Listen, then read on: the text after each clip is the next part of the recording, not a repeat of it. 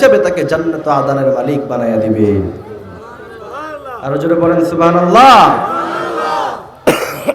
এজন্য আসেন এক একটি গুণের কথা আমরা শুনবো, 7টি গুণের কথা শুনে এরপর ইনশাআল্লাহ আমরা এখান থেকে যাব। একটি কোয়ালিটি যদি মানতে পারি আজকের এই মাহফিলকে সফল করে দিবেন তিনি কে? রব্বুল আলামিন বলেন, قد أفلح المؤمنون الذين هم في صلاتهم خاشعون। সফল কাম হয়েছে তারা খুশু খুজুর সাথে নামাজগুলি আদায় করেছে যারা। এক নাম্বার কোয়ালিটি কি, এক নাম্বার বৈশিষ্ট্য কি?